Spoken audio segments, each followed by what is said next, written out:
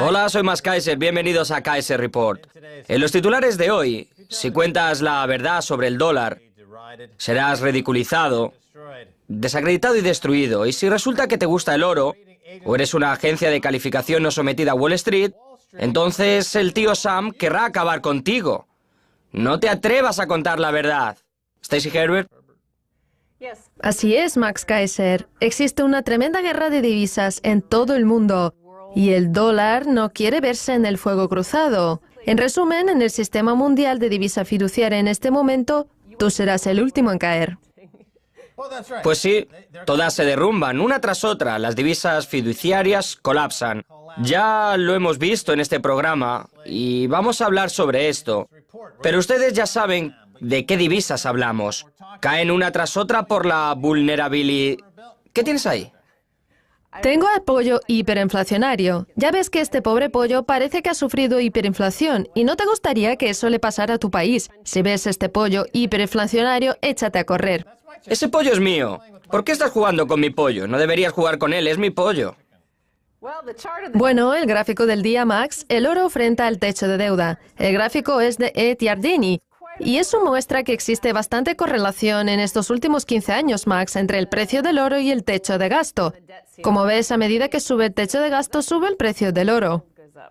Llevo mucho tiempo diciéndolo, pero los argumentos que utilizan los economistas cuando dicen «soy keynesiano», «yo soy austriaco» y «yo sigo a Milton Friedman», son todos una mierda, porque lo que tenemos al final es el colapso de las economías. No existe ninguna escuela económica que hable de ello y los gobiernos sencillamente se dedican a crear más deuda para solucionarlo, mientras que el oro es la única verdad. Solo existe un auténtico economista en todo el mundo y se llama Señor Oro. Olvídense del doctor Cobre, yo hablo del Señor Oro, que deja al resto de las divisas por los suelos. Gran parte de los medios de comunicación convencionales se centran en el comportamiento del dólar frente al euro. Si sube o baja, pero en realidad todos fracasan frente al oro. Una divisa como el real iraní está cayendo precipitadamente, pero en realidad todas las divisas se derrumban. Solo se trata de a qué velocidad lo hacen. Exactamente. Como ya dije, todas caen dependiendo del nivel de vulnerabilidad. Caen como las piezas del dominó, y estas dos son las últimas que caerán. El dólar estadounidense porque es la divisa de reserva y la libra esterlina porque es el epicentro del fraude bancario. Todo lo demás se derrumba. Este gráfico nos muestra cómo el oro le pisa los talones al techo del gasto estadounidense, pero también nos muestra lo que dijo Ben Bernanke, el presidente de la Reserva Federal, el Banco Central de Estados Unidos, porque dijo: lo del oro es sencillamente una tradición, no hay razón para usarlo, todos deberíamos ser pollos inflacionarios. Este podría ser Ben Bernanke una vez despojado de sus divisas imaginarias. Aquí lo tenemos, intentando averiguar de qué va todo esto. Bueno, lo primero es que una divisa empieza a derrumbarse lentamente debido a la inflación, cuando los precios suben cada mes. Pero cuando se sufre un colapso hiperinflacionario, entonces se trata de un asunto político y de la gente que ha perdido toda su confianza en la divisa. Así que todo tiene que ver con la percepción y de eso trata nuestro próximo titular. La SEC demanda a la única agencia de calificación no sometida a Wall Street. Este es un artículo de William Cohen en Bloomberg.com y dice: la SEC demanda a la única agencia de calificación no sometida a Wall Street. La Comisión de la Bolsa de Valores, al parecer, ha perdido la cabeza. En abril, motivada por lo que considero pura malicia, inició un procedimiento administrativo por cese y abandono que consideró necesario para la protección de los inversores y del interés general contra Egan Jones Ratings y su principal propietario, Sean Egan. ¿Y por qué, Max? ¿Por qué los han demandado? Bueno, recuerda que ellos bajaron la calificación de la deuda estadounidense, ellos bajaron la calificación de AAA un escalón, y por esa razón, y a diferencia de Fitch, de Moody's y de Standard & Poor's, que reciben dinero por sus calificaciones o reciben pagos en negro por esas calificaciones, Egan Jones es independiente y bajó la calificación de deuda estadounidense como haría cualquier persona en su sano juicio, y por eso los atacan. Los problemas para Egan Jones comenzaron el 16 de julio de 2009, cuando bajaron la calificación de la deuda estadounidense un escalón, de AAA a AA+.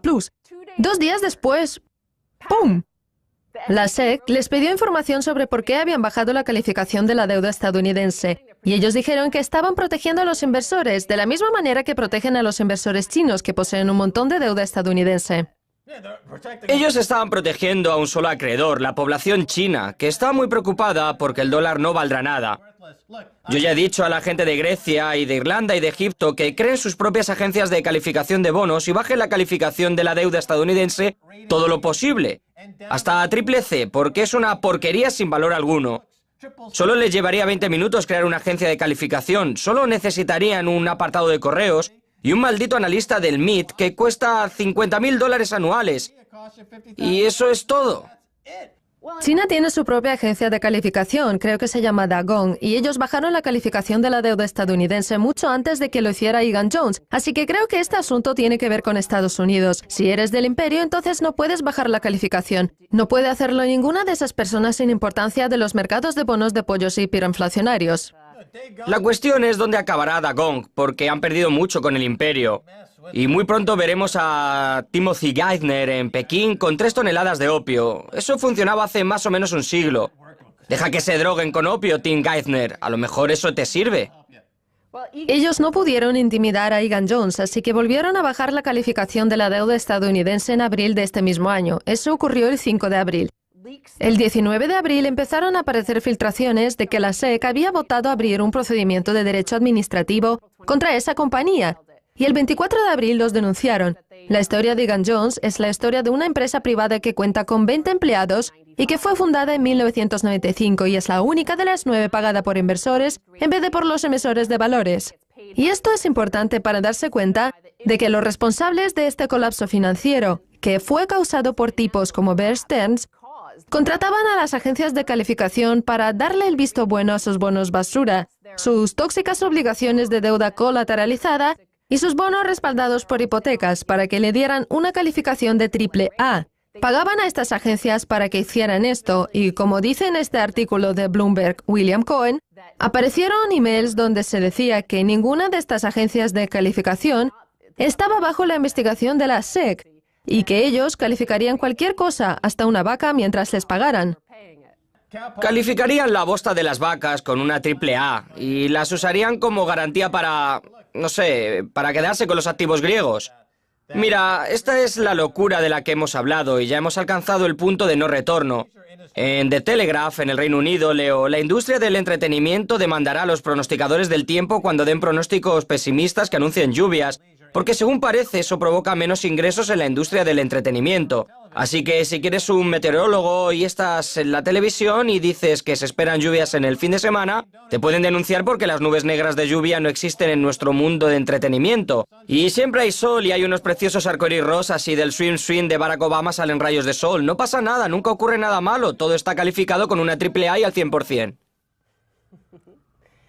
Recuerda que todo tiene que ver con la percepción y que estamos en una guerra de divisas y que queremos evitar el pollo hiperinflacionario. Y viendo Kaiser Report, cuando hace poco entrevistamos a Chris Cook, que acababa de volver de Teherán, supimos que el precio del pollo había duplicado su precio en tan solo un día y que él dijo que esa era una señal de advertencia y que pronto veríamos un auténtico colapso del real iraní. El colapso de la divisa hiperinflacionaria provoca grandes protestas contra el régimen en Irán. Aquí lo tenemos. El dólar alcanza récords históricos frente al euro y frente al franco suizo. El rial iraní se derrumba como divisa. Ahora la gente protesta frente al Banco Central, así que estamos ante una insurrección mundial contra la ocupación bancaria. Y lo vemos con la manifestación que hacen en las calles de Teherán. Y de eso trata Ocupa Wall Street, y de eso trata el Tea Party, si fueran sinceros. Se trata de que todo el que está siendo castigado por un grupo de banqueros tecnócratas mafiosos se libre de los banqueros centrales. La protesta se hacía a las puertas del Banco Central y pedían la dimisión del gobernador del Banco Central y coreaban frases contra el gobierno. 100 operadores muy enfadados y prestamistas oficiales se reunieron frente al Banco Central y los echaron. Pero lo interesante es que se reunieron a las puertas del Banco Central, que es quien controla el valor de la divisa, y me pregunto si, cuando el colapso sea definitivo, si es que no ha pasado ya y no ha sucedido mientras grabamos el programa, uno se pregunta si, cuando esto sucede en Latinoamérica, cuando veamos el colapso por la hiperinflación, países como Ecuador, por ejemplo, podrían adoptar el dólar estadounidense. Y también podría darse el caso de que podrían adoptar el renminbi chino como divisa nacional. ¿Quién sabe qué pasará cuando todo se derrumbe? Así funciona la guerra de divisas.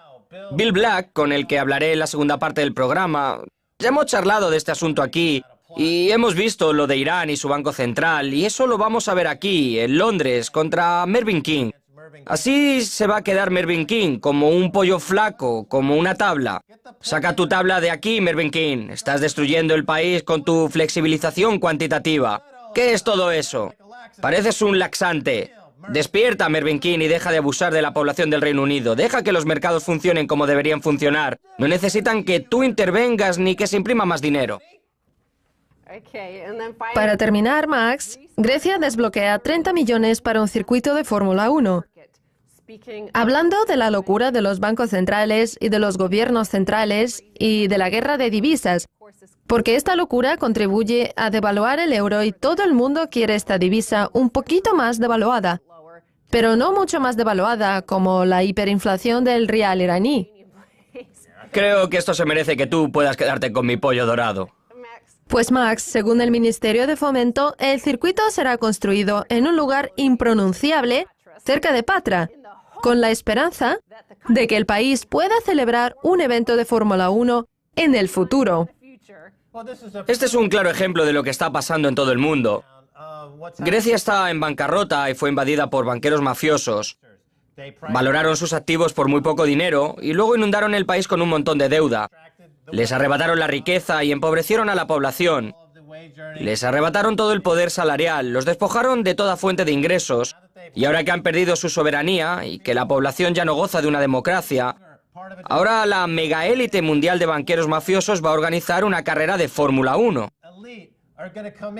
Un pequeño equipo necesita al menos 500 o 1.000 millones de dólares para participar en la Fórmula 1. Seguro que los siguientes serán los Juegos Olímpicos y será otro espectáculo de una nueva élite mundial. La gente de allí podrá trabajar limpiando el traste de Bernie Ecclestone con sus pequeñas gafas y los trastes de sus hijas, pero no les pidas que consigan un trabajo de verdad con ingresos de verdad. No, no, no. Para poner toda esta locura en contexto, la economía de Grecia se contrajo un 6,2% en el segundo trimestre. Y en agosto, el gobierno de coalición acordó nuevos recortes por 11.000 millones de euros para toda la sociedad, para poder conseguir el siguiente préstamo de 130.000 millones de euros. Y ya sabemos que han realizado estos recortes y Alemania y Bruselas están pidiendo todavía más recortes antes de emitir la siguiente entrega. ¿Y por qué no ponen a la población griega en la pista de carreras de Fórmula 1 y los atropellan? Podría formar parte del deporte. Atropellar a unos cuantos miles de griegos. Bien, Bernie Ecclestone, estás matando a gente, es fantástico. Bueno, Stacey Herbert, muchas gracias por haber venido a Kaiser Report. Gracias, Max. Y el pollo hiperinflacionario también te da las gracias. Este pollo ya tiene mucha cobertura. Quítalo de en medio. Bien, sigan con nosotros. Hemos traído a Bill Black, así que no se vayan.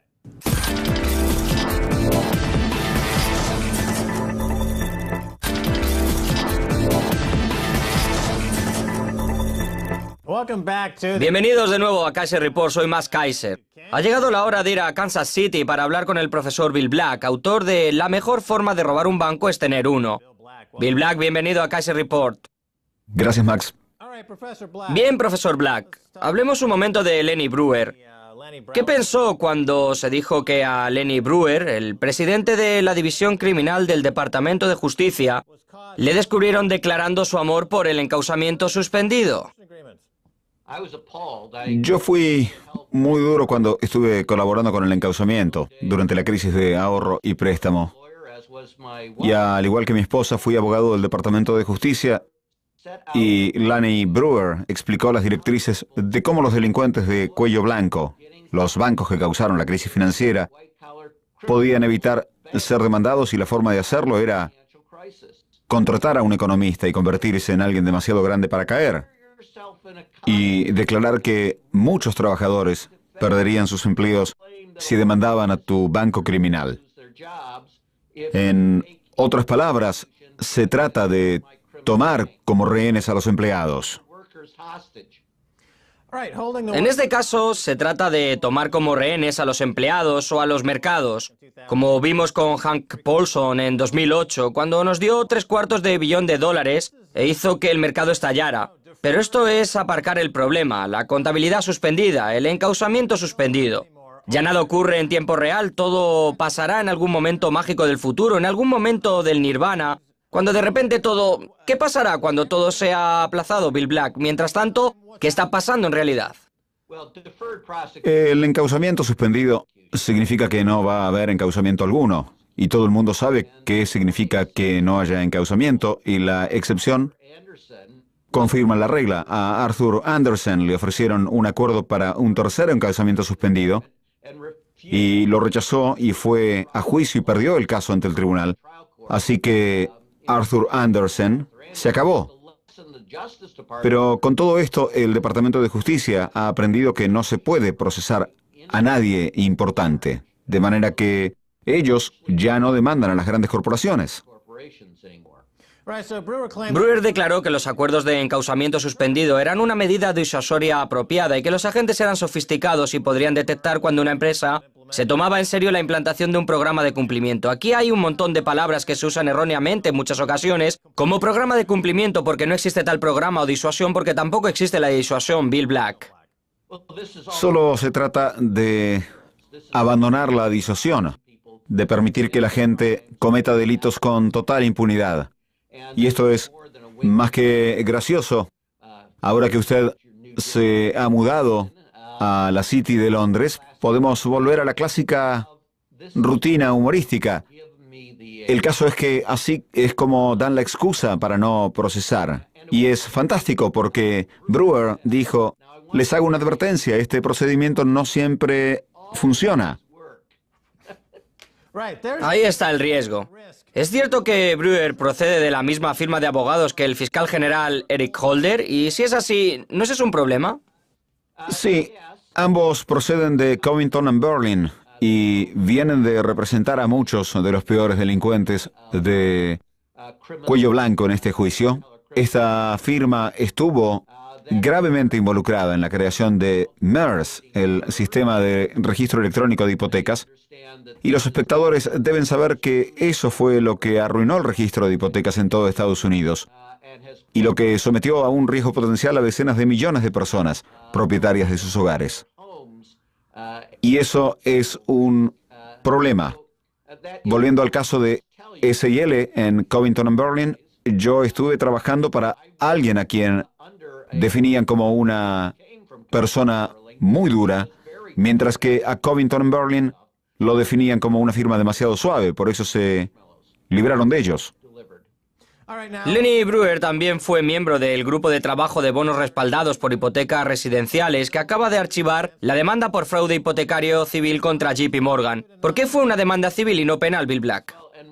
¿Y por qué demandan a una entidad que no existe desde hace 4 años?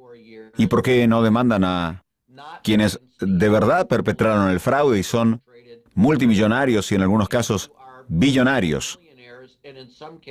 Y la respuesta es que no se llevan a cabo casos penales contra las instituciones financieras de la élite. Utilizando el mismo discurso patético de Lenny Brewer, tengo una columna sobre este asunto que quizá pueda incluir en su web. Brewer intentaba demostrar su gran éxito contra el fraude bancario y dijo, oigan, hemos tomado medidas contra el cerebro de la delincuencia, el señor Farkas. Esto es graciosísimo, porque él es solo un director general de un prestamista importante. Procede de un banco hipotecario, ni remotamente parecido a alguno de los de Wall Street. Y el nuevo libro de Barofsky, que era el director general especial del programa TARP, se llama Sick TARP. En ese libro, Barofsky explica que tuvo que luchar con todas sus fuerzas para que Brewer llevara adelante la demanda, ya que el instinto de Brewer no le marcaba siquiera demandar ese vulgar fraude de Farkas, que, le recuerdo, fue un fraude tan obvio que fue descubierto por Fannie Mae en 2001. Quiero cambiar de tema. Hace poco supimos de la manipulación de los mercados y las tasas de interés mundiales, el LIBOR. La Autoridad de Servicios Financieros tiene un nuevo grupo, la Autoridad de Conducta Financiera, y dice que en el futuro demandarán a los banqueros involucrados en la manipulación del LIBOR y que las demoledoras pruebas que aparecen En todos los correos electrónicos sugieren que esto fue una estafa denunciable. ¿Por qué no pueden ahora mismo condenar un delito que ha sucedido en tiempo real? Usted ha utilizado la palabra puede, pero no tiene nada que ver con poder. Poder significa capacidad, y este es un problema de intención, y la Autoridad de Servicios Financieros, la FSA, no puede crear una competición de laxitud, que es exactamente lo que la FSA hizo deliberadamente, y compitió con la Comisión de Bolsa de Valores de Estados Unidos y la Comisión de Comercio en futuros, y naturalmente con el Congreso, para amañar y obtener una regulación muy débil. Si se hace algo así, nunca existirán líderes regulatorios con las agallas suficientes y nunca existirán empleados con las agallas suficientes, porque ¿para qué trabajar en una entidad que existe para servir a los bancos mientras se supone que deberían servir a las personas? Con toda seguridad, la gente de buena fe se cansará. Y lo que vemos es que la FSA, y a propósito también el Bank of England, se convierten continuamente en el país de los relajados, donde si tienes agallas, te prohíben el acceso.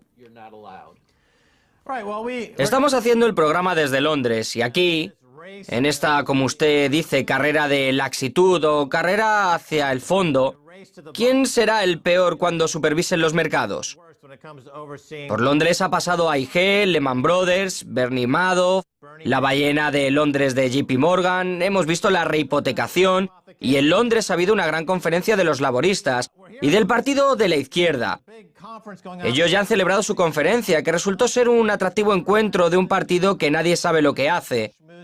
Y luego está el Partido Conservador con el David Cameron actual, pero ninguno de los líderes comenta en la televisión local el hecho de que Londres es la cloaca de la regulación que ha ganado la competición por tener el marco regulador más débil. Y por eso la economía mundial y los mercados financieros sufren estos apuros. Pronto usted vendrá a Londres. ¿Qué deberíamos hacer? ¿Deberíamos ir a buscar a Mervyn King? ¿Deberíamos pensar en David Cameron? ¿Qué es lo que hay que hacer, Bill Black? ¿Cómo vamos a luchar contra todo esto? Usted vendrá aquí. ¿Qué es lo que sugiere? Lo primero que hay que pensar es que si existe una competición de laxitud, entonces todo el mundo pierde. Con una regulación débil todo el mundo pierde, y eso es exactamente lo que ocurre en la eurozona y en Estados Unidos. El único modo de ganar una competición de laxitud es no participar de esa competencia. Déjeme que le dé dos ejemplos concretos de una conferencia a la que asistí justo la semana pasada en Baltimore. Brooks Lee Bourne, uno de los héroes que publicó la famosa advertencia de las permutas de incumplimiento crediticio y fue aplastado por la coalición bipartita de la administración Clinton, y Alan Greenspan y Phil Gramm, dijo que en cuanto se creó la FSA, los líderes superiores de la Autoridad de Servicios Financieros comenzaron a asistir a los congresos de la industria estadounidense y les decían que debían abandonar Estados Unidos y reubicar sus negocios en la City de Londres, porque ellos les ofrecerían una regulación más débil. Y un tipo que trabajó durante muchos años en la Comisión de la Bolsa de Valores dijo que eso es exactamente lo que estaba pasando con las ofertas públicas de venta, las OPV, que los funcionarios de la City de Londres comenzaron a llegar a los encuentros comerciales de Estados Unidos para decir que realizaran sus OPV en Londres en vez de hacerlo en Wall Street, porque ellos mirarían a otro lado mientras lo hacían. Por eso, solo voy a hacer una pequeña puntualización sobre su comentario. Naturalmente, el Partido Laborista y sus asuntos financieros no son ni remotamente de un partido de izquierda, es más bien un partido que en Estados Unidos denominaríamos de extrema derecha y que progresa cuando todo el mundo está mal, y los conservadores son aún peores, de manera que durante una década no ha habido posibilidad de elección en el Reino Unido, y si realmente querías votar a alguien, ese alguien lo controlaría. Por eso, esto tiene que cambiar. Uno de estos partidos debe cambiar para ser un partido que represente a la gente de Gran Bretaña o el Reino Unido o Inglaterra, o la variación que sea en ese momento. en vez de representar a las gigantescas instituciones financieras, porque ya hemos visto lo que pasa con un país que gana la competencia de laxitud, pierde su moralidad y sufre repetidas crisis financieras, porque eso llama la atención de la peor lacra de todo el mundo, y así se obtienen líderes regulatorios que se mantienen al margen, mientras esa lacra destruye el país. Bien, nos quedamos sin tiempo, Bill Black. Muchas gracias por haber venido a Kaiser Report. Gracias. Bien, eso es todo por esta edición de Kaiser Report. Soy Mas Kaiser junto a Stacey Herbert. Quiero agradecer a Bill Black. Si desea enviarme un correo electrónico, hágalo a kaiserreport@rttv.ru. Hasta la próxima, Mas Kaiser les dice adiós.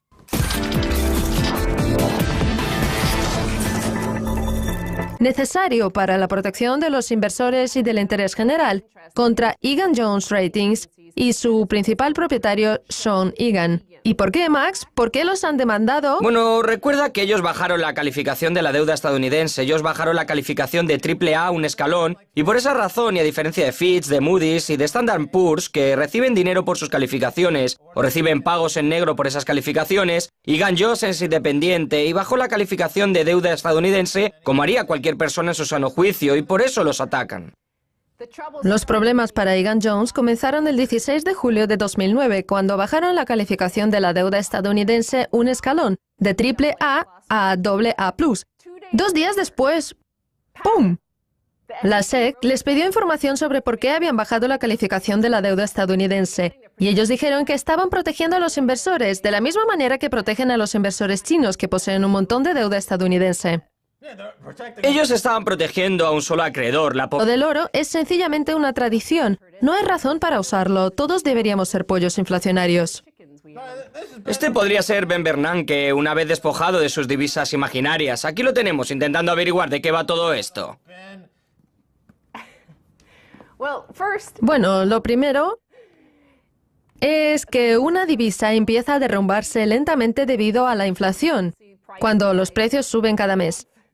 Pero cuando se sufre un colapso hiperinflacionario, entonces se trata de un asunto político y de la gente que ha perdido toda su confianza en la divisa. Así que todo tiene que ver con la percepción, y de eso trata nuestro próximo titular. La SEC demanda a la única agencia de calificación no sometida a Wall Street. Este es un artículo de William Cohen en Bloomberg.com y dice: la SEC demanda a la única agencia de calificación no sometida a Wall Street. La Comisión de la Bolsa de Valores, al parecer, ha perdido la cabeza. En abril, motivada por lo que considero pura malicia, inició un procedimiento administrativo por cese y abandono que consideró Es la única verdad.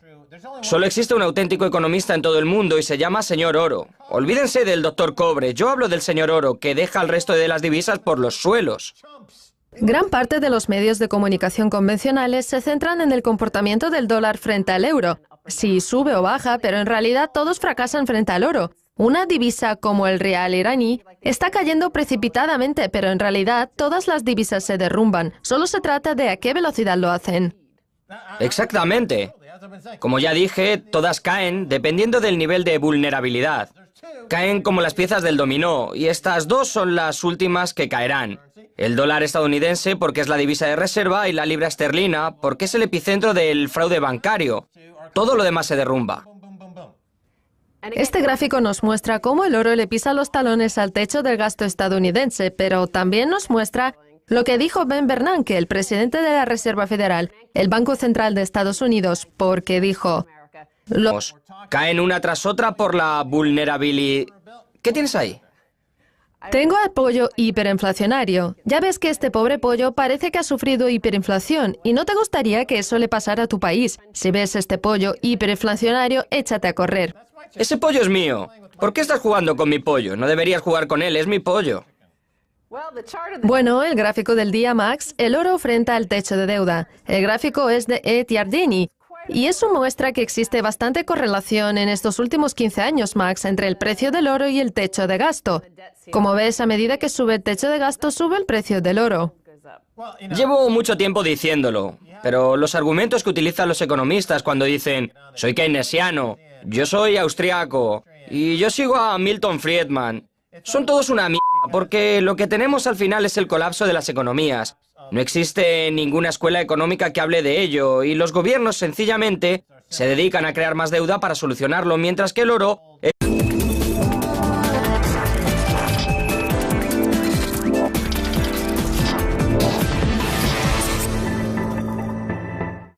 Hola, soy Max Kaiser, bienvenidos a Kaiser Report.